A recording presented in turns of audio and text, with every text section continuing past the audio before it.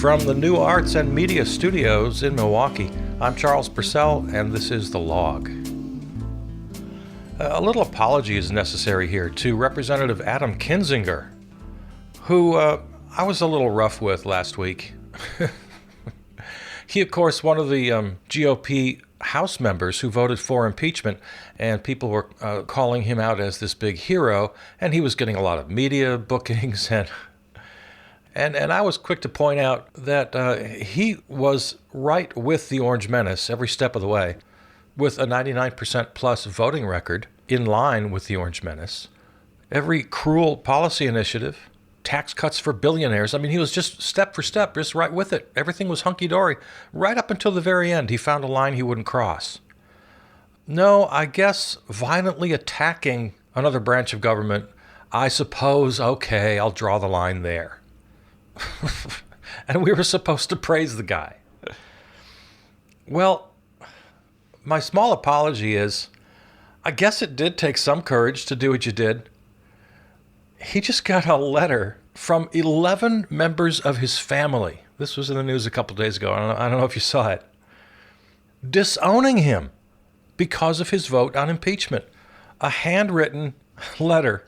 11 family members signed it.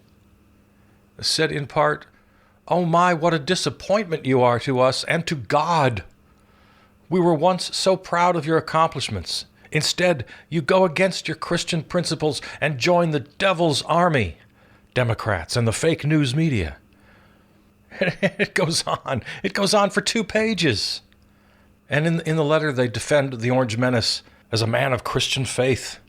And they say to their family member, "You won't convince us otherwise with your horrible, rude accusations of President Trump. To embrace a party that believes in abortion and socialism is the ultimate sin. It is now most embarrassing to us that we are related to you. You have embarrassed the Kinzinger family name. We are thoroughly disgusted with you. And oh, by the way, we are calling for your removal from office. President Trump has done more for the American people in 4 years than you, the rhinos, and the Democrats have done in years." By the way, they spelled rhinos with an H. Like the animal. You know, rhino, R-I-N-O, Republican in name only. Right, that's when you hear somebody called a rhino, that's what the insult is. It's an acronym for Republican in name only. But they spelled it rhinos with an H, like the animal, and they capitalized it for some reason. Anyway, I just want to give a little shout out to Adam Kinzinger. I was pretty hard on you the other day, but that's pretty rough. Apparently the letter was written by his cousin. 10 other relatives signed it. It doesn't say which relatives. I'd like to know. Let's see here. I'm looking at an article. It doesn't say which relatives. Yeah, I've got a couple of cousins. I just spoke about a cousin the other day who we don't like each other that much. I could see how it might happen in my family. Cousins, yeah. But boy, I hope there weren't any siblings on that list. That's rough, man. So, Adam Kinzinger, I want to back you up on this one. That's pretty rough when 11 family members take you down like that.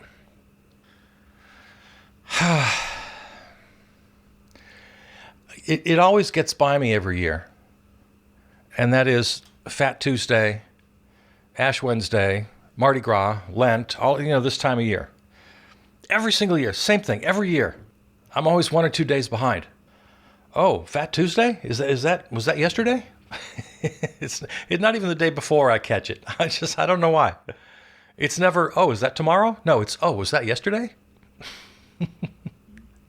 And then it's, oh, Ash Wednesday. Oh, was that yesterday, Ash Wednesday? I've got a friend who every year posts his picture with the ashes on his forehead, a Catholic friend. And I was surprised to see he posted this year. I thought with the COVID protocols, they weren't doing the thumb. For you non-Catholics and don't know about this, the priest puts his thumb in a little bowl of ashes, and then with the ashes creates a little cross on your forehead.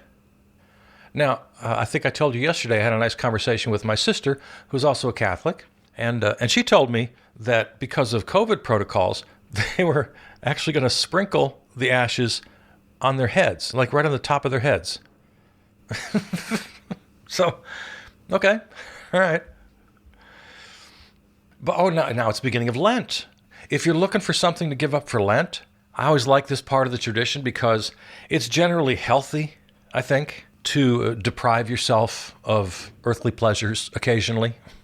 I think it's just a good practice. It takes many forms in many traditions, in many religions, in many philosophies.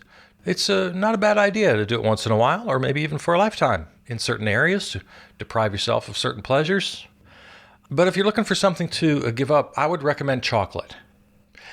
Headline: Child slavery lawsuit targets Hershey, Nestle, Mars, and other chocolate giants. Reading from an article of just a couple days ago in People's World. A human rights group filed a lawsuit Friday on behalf of 8 Malian men who say they were trafficked across the border and forced to harvest cocoa for one or more of 7 popular companies, including Mars, Nestle, and Hershey.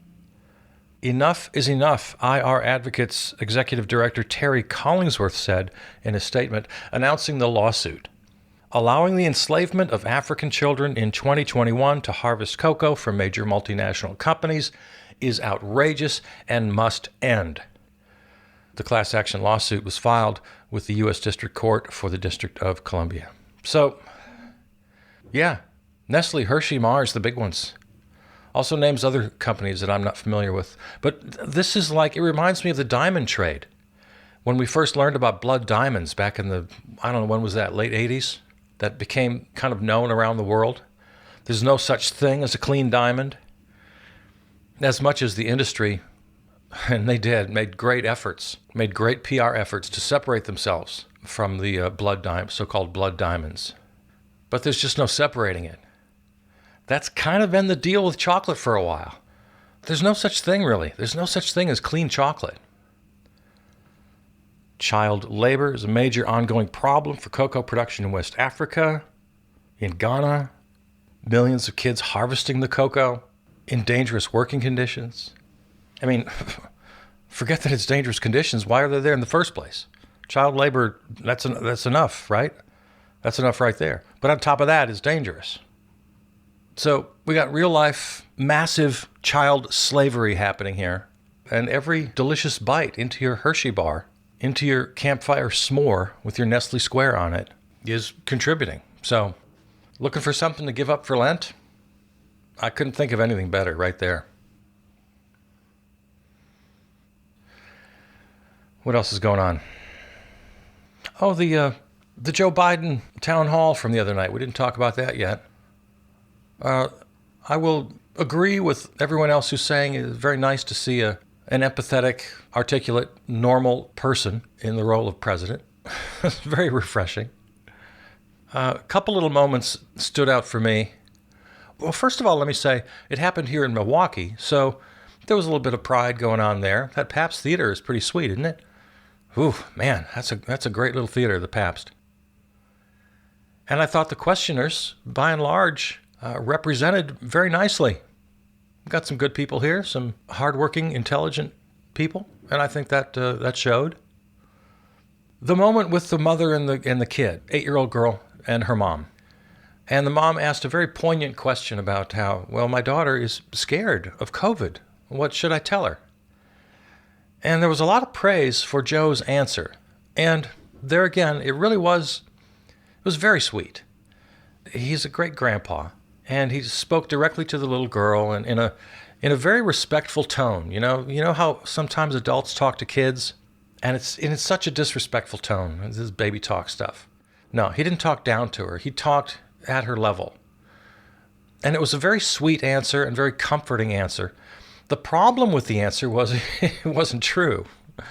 He said things that really, not quite right. I mean, I guess technically he could defend it, but he kind of overstated his case. He made it sound like, oh, kids really don't have to worry.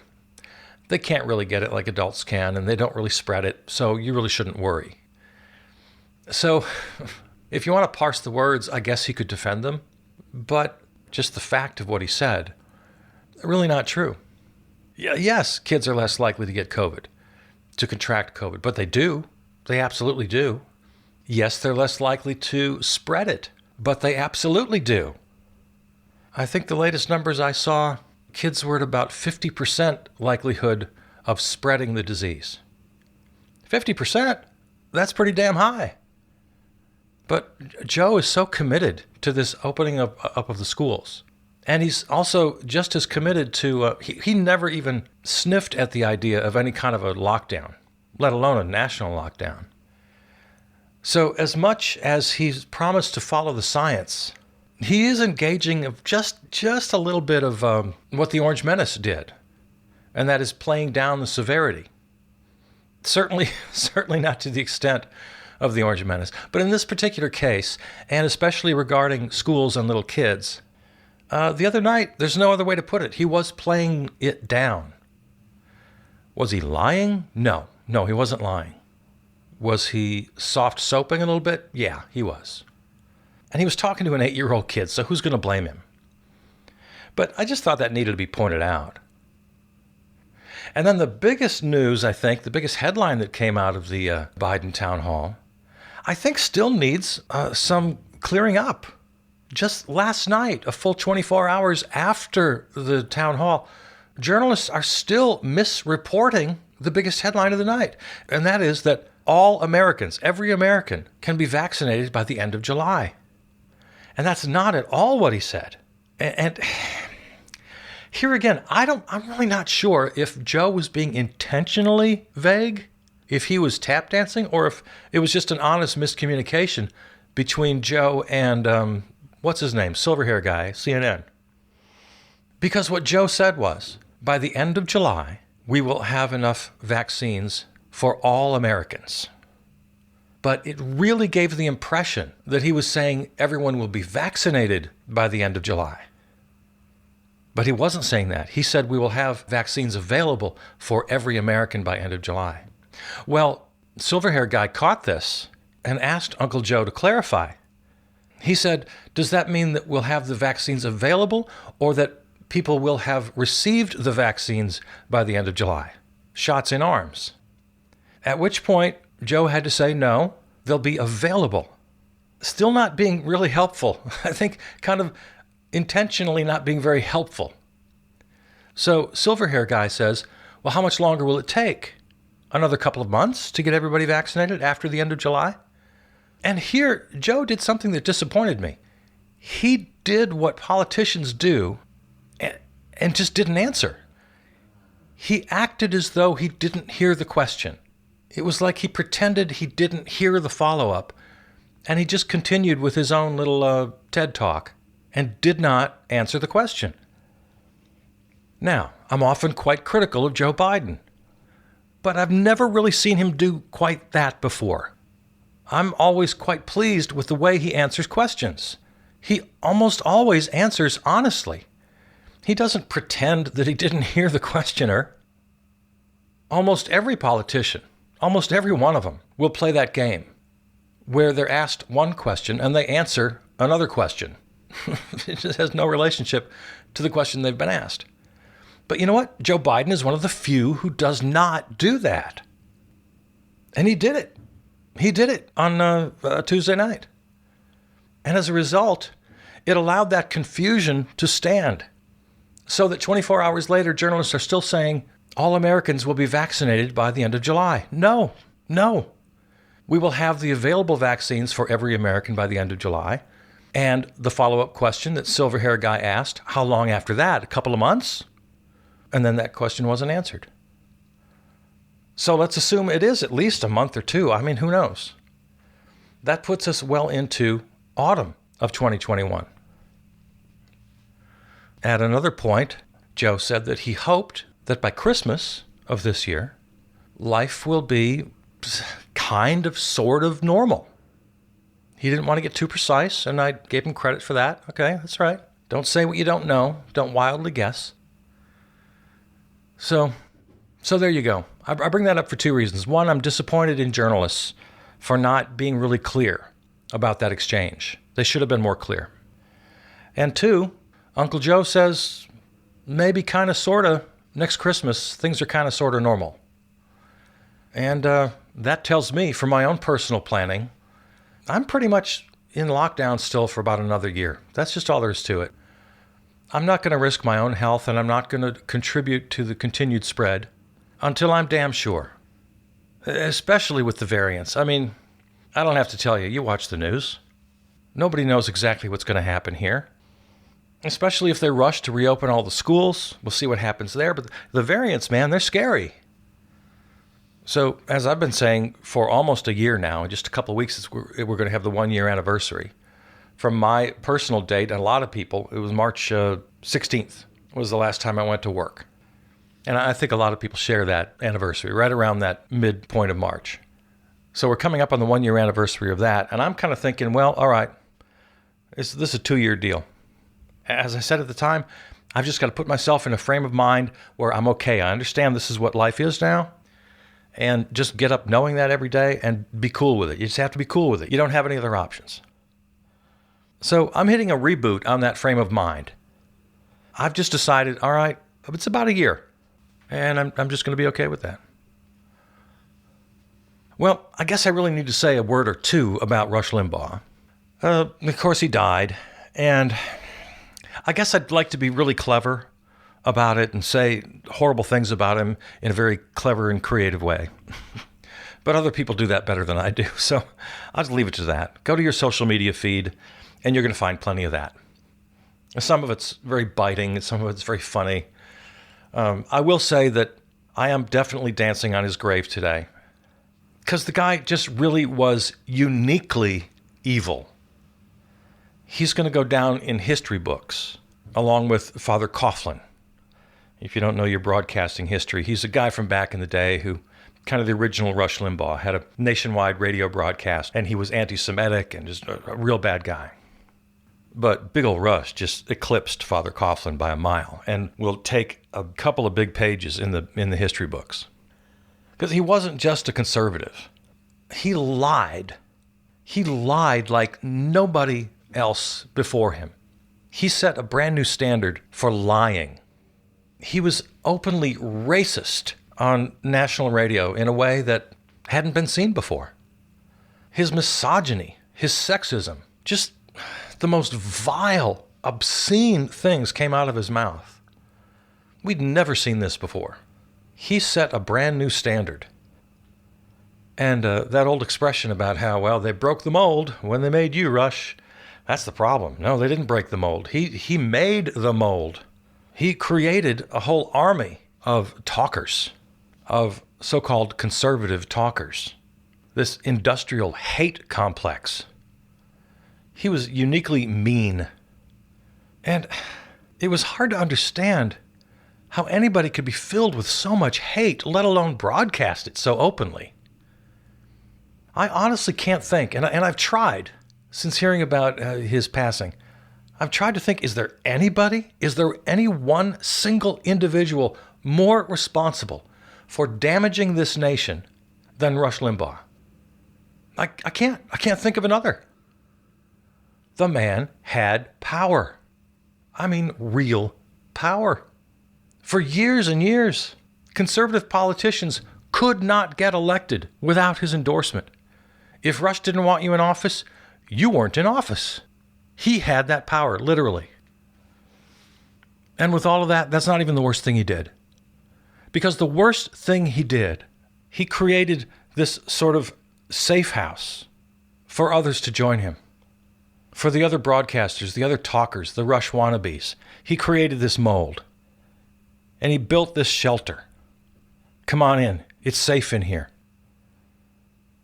And then the millions and millions of listeners who loved him like a brother, they would hang on his every word. They now had a safe place to go. They never had it before. This enclosed shelter that he built, where they could all share the lies, they could share the hate. For the first time in American history, this was happening. And just like a virus thrives in a closed space, the virus of hatred, of racism, of misogyny, of a complete, total disregard for the truth, Rush was the carrier of this virus. And everybody joined him in this house that he built. And the virus grew and grew and grew and spread. I ask you, who in American history has done more damage than Rush Limbaugh? I can't think of one. I don't think I'm giving him too much credit. I think it's about right. If you go to Fox News today and read the comments, just frightening. With a few exceptions, the others, like I alluded to earlier, just very creative and really cruel posts. Well deserved, but oh man, people can get mean and nasty. But of course, as you'd expect, mostly on Fox News, thanks Rush for everything. You were a great patriot. And the funniest comments are the ones who scold the people who are being quote unquote mean, seeming to be completely unaware of the irony of their statements. How can you be so mean and filled with hate? Mean and filled with hate? You're really going to accuse somebody else of that at this point? And then there's the other kind, are the successors of Rush, and they spew vile, hate-filled posts right back at the lefties. And so there's another legacy that Rush left us, that he instilled hate on all sides. On the right, he convinced them to hate anything that had the slightest whiff of liberalism or leftism. He gave permission to hate in the extreme. And then from the other side, he inspired equal amounts of hate in reaction to his racism and misogyny, etc. So he not only created the space I was talking about where the virus could spread, it then spread throughout the nation and allowed hate to flourish, encouraged hate to flourish. He spread the manure that gave nutrients to the hate on all sides. Name one single person in American history who was more successful at doing that. I mean, I suppose you could make an argument for the Orange Menace, but I don't know. He's just the monster to Rush's Dr. Frankenstein.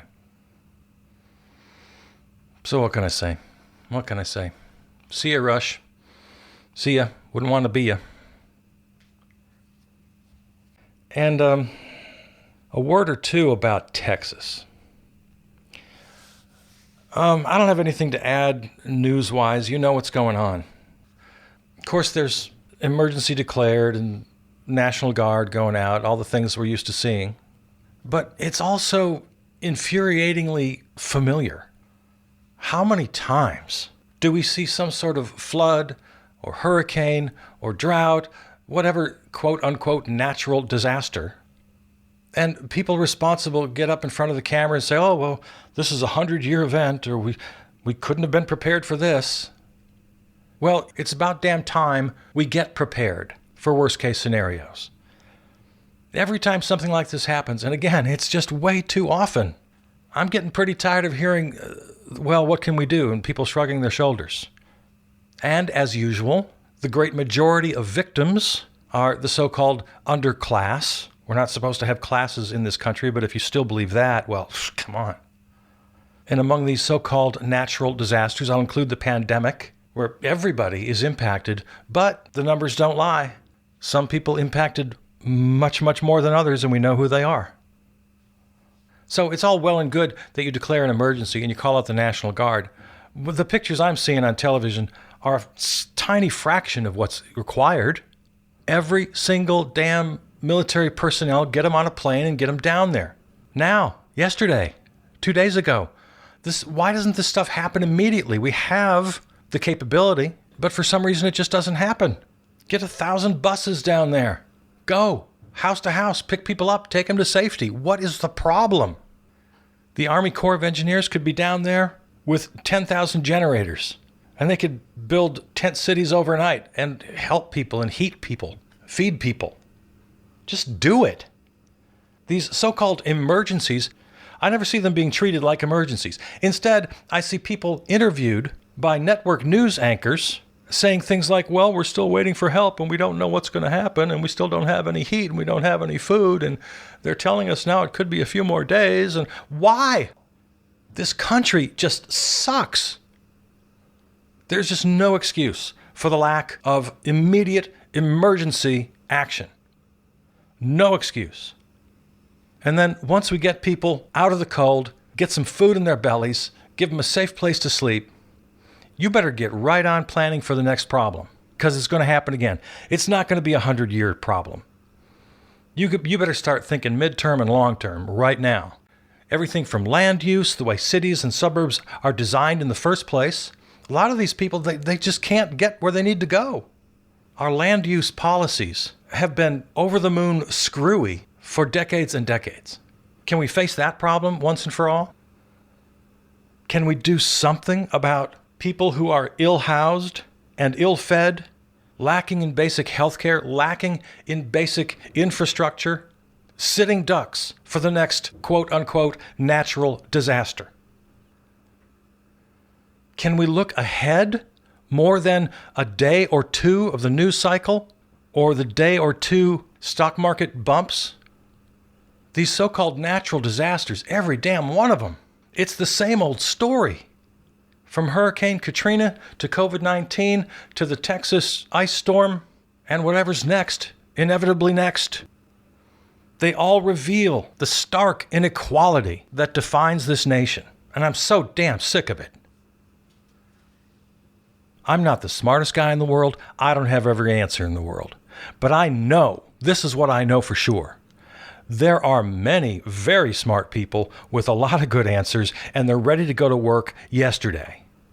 And they can't get it done because they are hogtied by the oligarchs, the plutocrats, the ideologues who cling to the unquestionably, verifiably failed capitalist system. We're trapped by it, we're slaves to it, and until we bust down those damn walls, we're just going to keep seeing this over and over and over again. We've already been seeing it. Like a damn snowball rolling down a hill. It just gets worse year after year after year. Hurricanes in Florida, mudslides in California, drought, crazy, insane weather patterns that upend our lives. All predictable, all preventable. But we can't see 2 feet in front of our faces. We're going to have to go back. We're going to have to go back and spend a lot more time here and try to get some comrades in on this. Racism is systemic. Misogyny is systemic. And there is nothing natural about so-called natural disasters. The preventable pain and death that they bring are the result of deep-seated systemic problems in this country. So let's just get up again tomorrow and continue the fight. Because this is just, I'm just not having it. This devotion to profit, money, capitalism, and the irrational, maniacal fear of anything that smells like socialism has just got us completely impotent to do anything about the problems we face. It's really disheartening. It really is. All right, well, on that happy note, go out and have a great day. I love you. I'm Charles Purcell.